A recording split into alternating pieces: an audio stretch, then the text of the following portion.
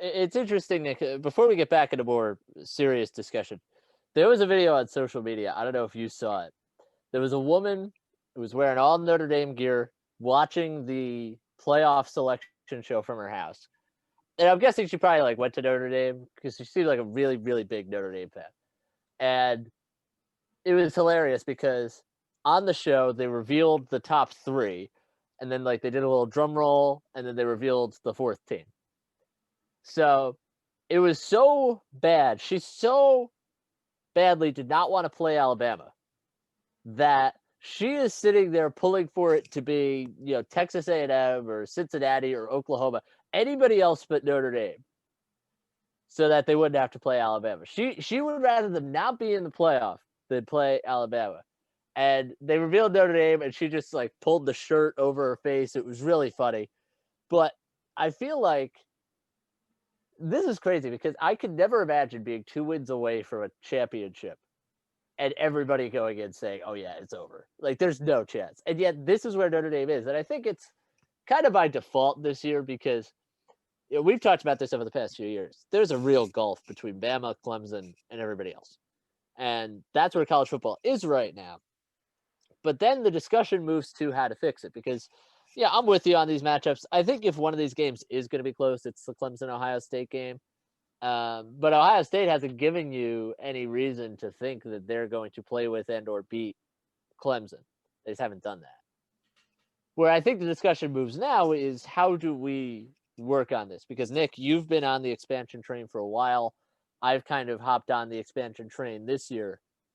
Is it a 16 playoff? Is it an 18 playoff? A 16-team playoff? And we've talked about this on the podcast. You can listen on WFUVsports.org. But there's a lot of issues with the playoff right now, and not to go back and cover terrain that we've already talked about, you and I, but what is it exactly that we could fix this system to maybe have more competitive games leading up to the national title game where the two best teams will face off?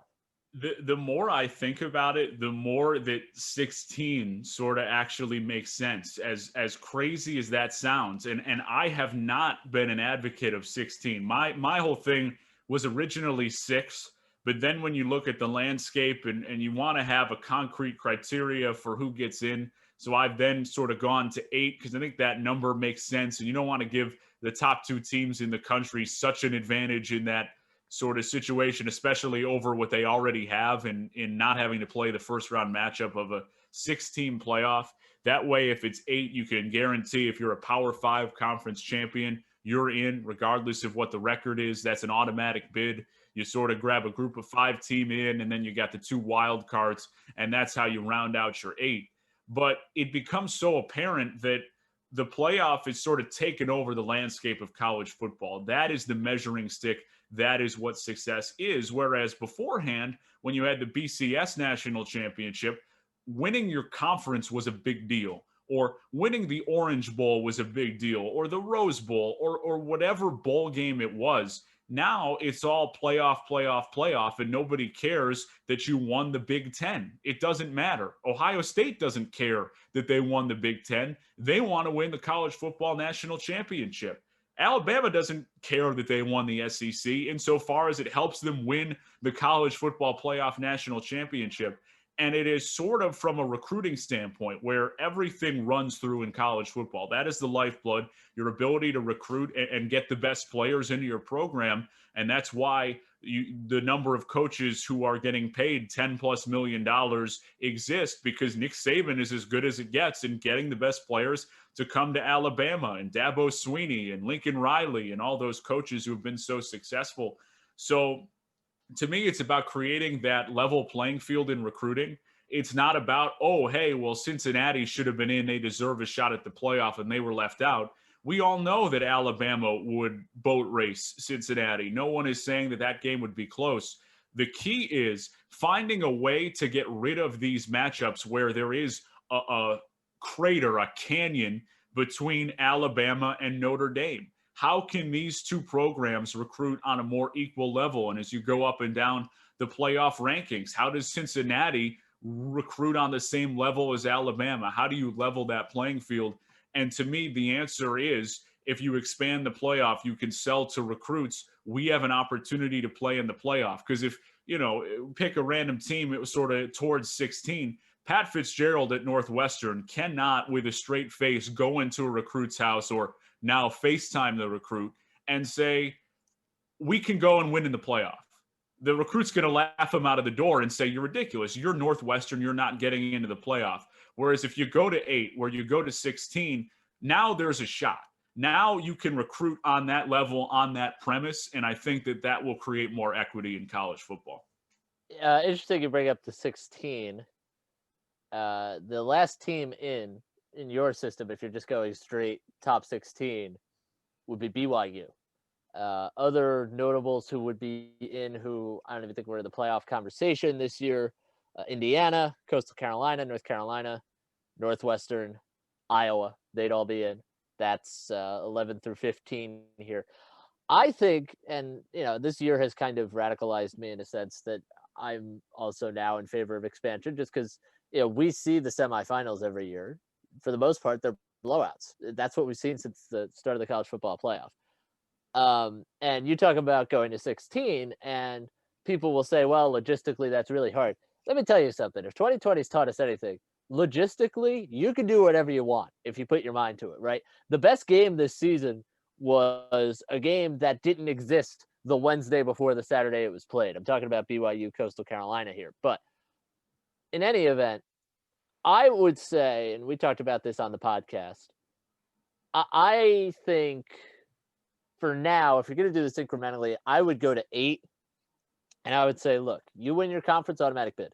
So, you put Oregon in from the Pac-12. I mean, are they necessarily a top 8 team? Probably not. But the thing is, the biggest problem I have with the playoff right now is that the criteria feels like it changes all the time. And, are we going with the best teams, the best deserving, the best resume? Like, what are we doing here? And that's been extremely inconsistent. A way to get rid of that is to have automatic bids. So you're a Power 5 team, you win your conference, boom, you're in. No questions asked. I would put in the top group of 5 team. I know that there might be some years where that might be a 2 or 3 loss team, but you have to make it, I think, so that they feel like they have a chance. Because right now, no matter what the committee says, like, a group of 5 team cannot make the playoff. Like, that's just where we are. They can wax poetic about Cincinnati or Coastal Carolina, whoever they want. It's just the reality of the situation that no matter what they do, I think, quite frankly, even if they go out and play great teams, which they couldn't really do this year, that's just not going to happen. But I do think that having those automatic bids, and then you have 2 at-larges. So, like, if you want to put in Florida from this year, for example, or you want to put in, Texas A&M, which is probably a better example than Florida. If you feel like those are the 2 best teams that didn't win a conference title, that aren't the best group of 5 team, you do it. But I think you and I can both agree that what we are doing right now, it's not working. And, you and I think, are both in agreement on that we need to have some kind of fundamental change, because I'm telling you, I'm going into Friday afternoon's games. I'm sitting on my couch, and I'm expecting to just be scrolling through Twitter by the 3rd or 4th quarter. Definitely in the Alabama game, maybe in the Clemson game as well. But I am not expecting particularly close games. It's nothing against Ohio State or Notre Dame, but I have a hard time seeing one or both of them competing in those games. No, and they've ruled college football for the last how many years, right? It's been Clemson and Alabama. That's who wins, with few exceptions, but those are the 2 teams that have been there toward the end of it for however many years now. So to me, that's the biggest key and the biggest focus, because it's not about saying, well, Cincinnati should have gotten in at number 8, so we got to just find a spot for them in the college football playoff. No, we have to find a way for Cincinnati in the scope of college football to be competitive against Alabama. Or if it's not Cincinnati, if the group of 5, it's not possible, then at least Texas A&M. There should be another team in your conference that can sit there and give you a run for your money. So to me, that's the biggest thing. And if 8 is the right incremental step, I don't disagree. Like I'm not sitting there and saying it should definitely go to 16. Like I'm back and forth with it because it just, you feel like 16, that's such a watered down regular season then. And that's what you love about college football, of everything having such an importance. And you feel like 8 could sort of maintain that. So maybe 8 is the right step. And potentially, if that's going to create enough of a diversity in recruiting, then you're in good shape. I'm just not so sure that it does. But at some point, there needs to be an incentive for 30% of the 5-star recruits that are in the country in 2021 to not say, I want to go to Alabama and Ohio State. There needs to be some diversity in that arena. So however it gets there, then we get there. But to me, that's the change that needs to be made. It's not just, oh, Cincinnati deserves a shot, or the group of 5 deserves a shot in that sense. It's about, we need more equity in recruiting. It's also interesting. You brought up, I think, a really good point about the fading significance of the other New Year's Six bowls, I should say, because what we've seen in those games, less people watch those games because there are 2 bowl games that are semifinals every year, and everything else feels like an appetizer to that. Like, that's a terrible thing to say about, the Cotton Bowl, for example, or the Fiesta Bowl, because those in the past were really big games. It is just the way it is, though, unfortunately. And, I think one way maybe even to fix that is maybe you have those games as quarterfinals, right? You have the 2 that are the semifinal games every year. Those rotate, right? So this year it's the Rose Bowl, albeit not in Pasadena, and the Sugar Bowl. Maybe you have the other 4 that are not in that discussion as semifinals. Now, I know there are some issues, or at least there have been in the past, with the Rose Bowl and the Sugar Bowl moving off New Year's Day, because that's been a real issue. But hey, I mean, maybe that's a way to increase the significance of those games. Who knows? I'm kind of just throwing stuff out there right now to basically try to fix college football. I think I should be the commissioner of the NCAA. But I trust you, Jimmy. Thank you. I would trust you too. Like, if you and I were running, like if it was an election or something, like I think we'd be in good shape. I'm with you there. it's the rare, like, low stakes election. Like, whoever wins, like, I think you feel fine about it. Nonetheless, but you do bring up a good point, right? North Carolina is playing in the Orange Bowl. They're playing Texas A&M. If North Carolina wins that game, let's just throw that out there. Mac Brown can go into a living room and say, "Hey, we won the Orange Bowl. That's cool." But is that going to be the selling point when they also have one of the best recruiting classes in college football, right? He could sit there and say, "Oh, we've gotten all these other guys." And that will probably come first before he brings up whatever bowl game they win. In this case, hypothetically speaking, the Orange Bowl. So I think that's also a really interesting point. I was really glad you brought it up, because winning the Fiesta Bowl, the Orange Bowl, winning a game that isn't a semifinal but is a New Year's Six Bowl, I just don't think it's what it used to be. And I think that's another problem too, because Alabama and Clemson, as you said, they're in the playoff every year, and Dabo Swinney and Nick Saban can go into a kid's living room and have dinner with them and basically say, "All right, you want to go play in the playoff?" And they say yes, and then they sign on the dotted line.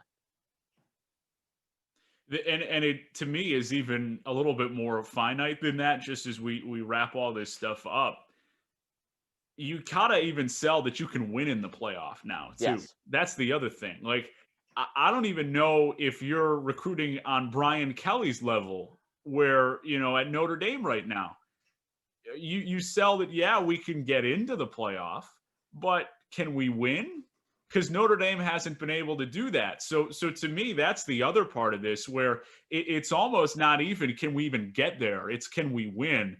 And Notre Dame has not proven that they can do that. Even in Oklahoma, right? Lincoln Riley in that same way. Now, if I'm a quarterback, I want to go to Oklahoma because that seems to make you a lot of money in the NFL. So they're still okay on the quarterback recruiting.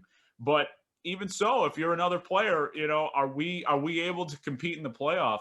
It's tough business, and I think that's really where it starts.